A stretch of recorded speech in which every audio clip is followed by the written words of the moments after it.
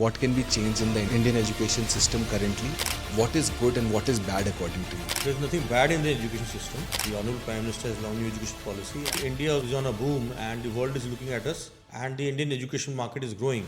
I always say there's no shortcut to success. The first thing is to be disciplined. Bigger the dream you have, the bigger the preparation is. If you have a dream, it should be 100 times more preparation for that. The next big business, kiss industry, like which, according to you, which industry will be the next big booming sector?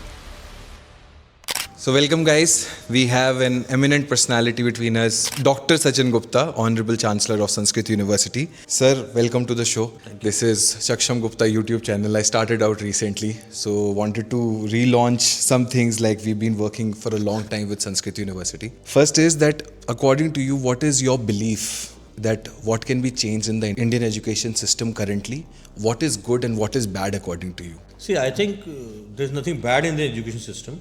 It is how we look at it. After the new education policy that has come, the Honorable Prime Minister has launched new education policy, and after that, all the universities have the liberty to work towards that, and it gives us freedom to work towards the industry-integrated programs and what is the demand programs to give better skilling. So I think India is on a boom, and the world is looking at us, and the Indian education market is growing. I'll call it a market because students, when they come from abroad, study here, or where the students going from here to abroad. So Indian education industry is growing every year. So that shows the commitment of Indian education institutions that they have towards the education system. And yes, every institution is doing good. Every institution has their own USP. So someone may like it, and someone may not like it. But I don't think there's something bad about it or good about it. But there's always good things about it. Perfect. Moving on, sir. When you started Sanskrit University, what was your biggest challenge to start an university in India? I think when we started Sanskrit University, there were a lot of challenges. First, we are from Delhi and we came to Mathura, so it was a new city for us. But yes, there's a lot of change in last 10 years in Delhi and around the country after the new government has come, whether it is law and order, electricity, power, and again the strength that they've given to every institution in continuing education through NEP. So there are a lot of challenges, but I think God has been kind and we are growing every year, and we are one of the fastest growing university, industry-oriented university, and we look forward for giving a very home away from home for all the students who are coming here to have their dreams fulfilled, what they look forward for. And we think always that we have to work together. The student and the institution has to work together to achieve the aim, what the parents think about them. Perfect. So I started working with Sanskriti about 2019, and according to our data, we have landed about 350 international kids at the university. So what do you think is the major unique point that why international students are choosing? And now we want to go more big and we want to make this a second home for especially African students who are watching this. So why is it like this is the hub or the heart? We can make it as a second Africa in closer to Delhi perspective. I think we have students from almost 22 countries at the moment, and when we started, it was before COVID, and the idea was to make a cosmopolitan culture. Today we have students from 28 countries and 22 states. So having said that, when we say that the quality of education has to be at par what the other institutions are offering and international standards, number one. Number two, the whole campus has to be student friendly, and it should be life after classes should also be there, because when you go to your university, it's not just about education. True. It's about sports, it's about fun, it's about all the experience that you have, interaction with industry people. So we try to give all those exposure to all the students. So when he passes or goes through the whole education tenure, he is a complete person who have seen a lot of internships, industry people, experienced a lot of programs, which make him a better person out of every year that he passes by. Which gives a very strong perspective. These days, younger generation this topic has been around for a while, that, education, employability, and the gap between that, we are not making a student employable enough for the industry. So according to you, what is that one skill which every student should master to survive globally between this next 5 years, 2025 to 2030? See, I'll go on a different paths. When we were used to teach earlier on, we used to teach you for a particular line of action. Suppose you want to become a software engineer, you want to go into some industry, cloud computing. But today I always say we don't know for what field we are teaching you, because the technology is changing so fast. Tomorrow we're talking about AI. We don't know what technology will come in the next 4 years when you pass out of BTech. What technology will be there? So I always tell students, you have to be upgraded, upskilled every time. So the foundation has to be strong, number one. No matter what you do, when the foundation is strong, so technology will be always coming and going, but if your foundation is strong, you will having the base to upskill yourself. So one thing I always tell to student is aptitude and attitude. When you go to a classroom, your aptitude and your attitude should be in a person that even if you are knowledgeable, you should learn like a person you don't know it. So that there is always hunger to know more, to learn more from your teacher, because they have vast knowledge in their own subjects. Secondly, communication skills, I always say. The first thing is the communication skills and the appearance that you have. That brings out the person in you. And third is the knowledge only when the person is happy with your overall, the technical skills and all. So the skilling, what we do is we have 2:1 in theories to practical. We offer more on skilling, more on practical classes, more on industry exposure. So we always ask students in every year that you go in your vacations, at least do an internship or do a course. There's a lot of edtech companies are there, so a lot of free courses are available. So your curriculum has to be, your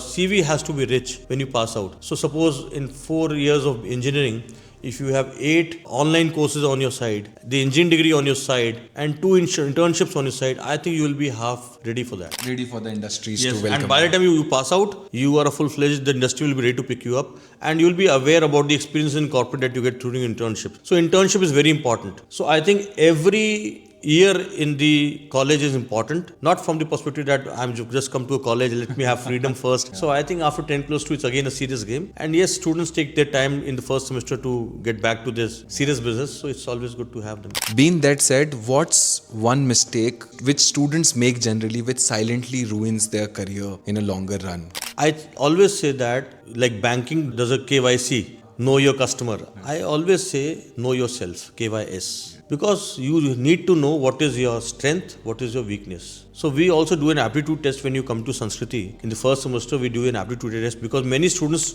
take the course not because they wanted to. It is because either their parents asked them to, or their friends has chosen that, or they've chosen the university, not the course. But the 60% I'm talking about the students. So they land up in a soup where it is not their cup of tea. So it is very important to know yourself. What is your strength? What is your weakness? If you know that, you can always have a choice to change your course after the NEP has given the liberty after first semester or second semester. You can change the course, or you can select the number of subjects that you want to based on your strengths and weaknesses. It gives you a choice-based correction to choose your courses. So it gives the liberty and strength so that you can overcome those weaknesses which you have. So in long run, it doesn't happen that you've done engineering, but you feel that it's not my cup of tea and I've been doing engineering because just my parents asked me to do it, and you had sense somewhere else. So I think the NEP has given us that liberty. Secondly, what happens is, I always say the universities and colleges are teaching for the sake of examinations. Whether you enter into a college or university, there's an entrance exams. Then every semester there's an exam. Then you have an exit exam. You go to PG, then there's another exam. So I think with coming of when the NEP is full unfolded by 2030, India will be offering much more skill-based, industry-oriented courses which are there today also. But somewhere down the line, students are overburdened by the examinations. So I think we also need to that. We don't teach for the sake of examinations or in the scorecard results, but we have to learn the skilling. Degrees will be just a piece of paper. What will matter is your knowledge, because AI is so fluent today. If you don't know about AI, if you don't know about the latest technologies, I think you will be left behind. Thoda keeping the university aside, let's know Sachin ji better a bit. Sir, your entrepreneurial journey, from where you started, where you are today, building, I'm sure it's like hundreds of crores of empire. So what is it? How do you inspire? Because right now, being the content industry or the entrepreneurship, a lot of students are also coming to university and they end up being an entrepreneur. I did not know when I went to university that I will become an entrepreneur. What are your learnings that how to start up, let's say, a university or into an education space? And how can somebody just be like you, for being example, somebody who is watching can get inspired, a young kid,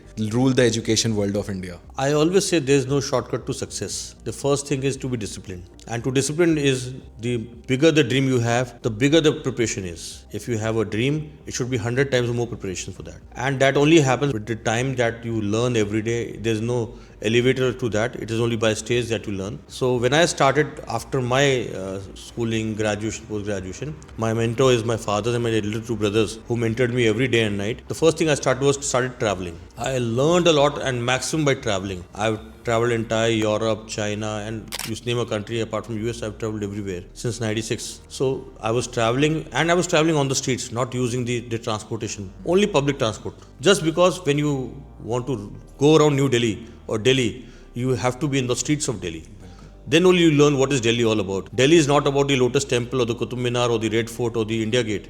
Delhi is about Chandni Chowk, the Karol Bagh, and the streets of Delhi and the people that you come to know. You learn from them, you learn the culture, and there are very different traits of business that every country has. Number one. Number two, if you any student, I always say you want to start from trading business. That is the easiest. I always say manufacturing requires a lot of effort, lot of technology, lot of money, but the trading is the easiest way to start off. You buy something from China, sell it to India.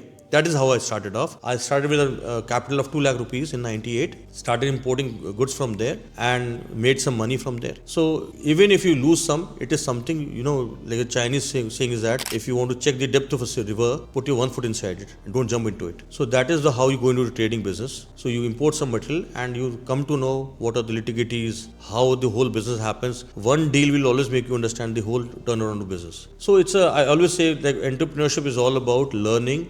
And first, if you want to become an entrepreneur, you also have to do a job. I also started my career with a job of 3,500 rupees way back in '97. So I used to get 3,500 rupees per month salary. So that was okay. I learned a lot from there because a good boss always teaches you. So I always say there is no job as a small job or big job. It is always, you have to learn the experience out of it. Always choose a good boss. Big company may not give you a good boss, but good boss may give you a good learning careers, because in a company you have hundreds of employees, you don't get the right mentor. So you have to have a right mentor. So we always try our students to give, whatever industries come over here, we ask those mentors, industries to become a mentor to my student. How? On email. So I can say that with proud, any student who want to have a mentor, Sanskriti has list of people who are ready to become mentor, and we are only in touch on emails so that they can become their life mentors. Any student having any problem, they can just mail them and they write to them whenever they have time, so they get them to live teaching. And I'll be happy to share that we have almost 25 startups now, and all are successful at the date. Recently, we have given 10 lakh rupees to 10 startups also, and we'll be giving another 15 startups another 10 lakh rupees each. So almost 2.45 crores we are going to give in this year. So this is all for entrepreneurship startup that we're doing. We've got money from DST also, UP Startup MITI also. The idea is we need more of job givers than job seekers, and that is what country requires in India. So I think there's a lot to do, but the biggest concern is the screen time. It's almost 6 hours a day when you talk about it. It's huge. The young children spending 6 hours a day on screen, I think it's wastage of talent and time, and they are changing your mindset and you're not thinking about it. So every student has to have concern, what is my screen time? And second, I say in India is the civic sense. I think we need to improve on these two areas. Yes. And India will be one of the biggest developed country, I can always say that, but we need to come over these two conditions. The next big business, kiss industry, like which, according to you, which industry will be the next big booming sector? So maybe our audience can take away that, if they want to start up, they should start in this industry and maybe build an idea around it. I always say every business has competitors. Competition is everywhere. And you cannot say that this business does not have competition. But take general idea. But still, I'll tell you, only thing is you have to have the right product, faith on your product, and the execution is very important. Any business can do good if you have the right team, right business, right product, because ultimately what matters is the quality of the product. You can sell a product on the basis of the branding, marketing, but at the end, only survival will be on the quality. So I think no product is a bad product. If you tell me today, you can give me X services which are very good, I'll be happy to take that services. But are you good in providing that services? So you have to have that passion towards your business, your work. Definitely. If that is there, I think sky's the limit. Perfect. So winding up towards coming to that, India is becoming the next hub of global education. We have students from, currently India has a statistics of that we have students from 168 countries, active 130 countries coming into India. So what is, according to you, how Indian universities are opening their doors, making a world a global home, and how Sanskriti University is becoming a global home as well? And what are the things the students from international students who are watching us to look forward when they come to Sanskriti University? I think as a Prime Minister has said that we're talking about Viksit Bharat 2047. We're looking towards a developed country being India as for 2047. And we can see today the foreign universities are coming to India, opening the campuses. So that shows the commitment of the Indian government and the Indians that what India is all about today. The students from abroad are coming here, and what we need to do is stop the dollar going abroad. So we need to keep our currencies on hold and be Indian, buy Indian, and produce Indian. So make in India, that is the way forward. So India is a very promising country, and having the biggest consumer population in the world, the youngest population in the world, I think everybody is looking towards India, and the whole thought process toward India has changed. So I don't think that in next 10 to 15 years anybody can stop India from going that. So only thing is our young children, young Indian, young minds has to be maneuvered and has to be given the right skilling, which I think all universities have geared up. Thanks to again the policy, the accredited bodies, everybody is vigilant about it. The social media has made a lot of vigilance about it. People are aware about it, which campus to choose, which not to choose. So the students are well aware, and they are the Gen Z, so they know where to go, why to go. So I think everybody is competing with each other. Everybody is having their own USPs, and we are all bound to grow. And the overall, when we talk about the enrollment ratio, it's still below 50%. So I think there's a tremendous scope in India to grow. Last to add on, he's been a mentor to me. He was the first one who, when we spread out wings of Erudite, Dr. Sachin Gupta was the one who shook hands with our company when we were very small. We were starting out. We have brought here 1 year only 8 students, 10 students, then 15, and that has been a journey. So I consider him nothing less than an elder brother and a mentor. And today it was a pleasure to have you with us. Thank you so much for always supporting, and we hope that we grow together as much as possible. It's always happy to see people growing, and I always prefer to give people a chance who won't have the aspiration. You had the right aspiration in your mind, and your execution skill was very good. So we thought of giving you a chance, and you've proved that. Now Erudite is a well-known name in the countries in Africa, and well-known name. So wish you all the best. Sanskrit is always there for you, and if we could help in any way to you, Erudite or the students, all are welcome. Thank you guys. I hope you enjoyed the conversation with Dr. Sachin Gupta today. And if you have any question you want to ask him personally, drop down in the comment section and we're going to call him for the second series. And it's going to be more informal, getting to know him more personally, where he comes from, what are the challenges he faced. So if you want a second series, hit that subscribe, like, share, follow. Sir, ek baar bol do. You also tell them to follow us. Anytime, any questions you have, if I can be of any help, anything, please come forward, ask your questions. As he said, put your questions over there. I'll be always ready to do that. I'll be feeling happy if you can guide and mentor anybody. Like, share, subscribe. Like, share, subscribe. Perfect, guys. Ciao, ciao. See you next time.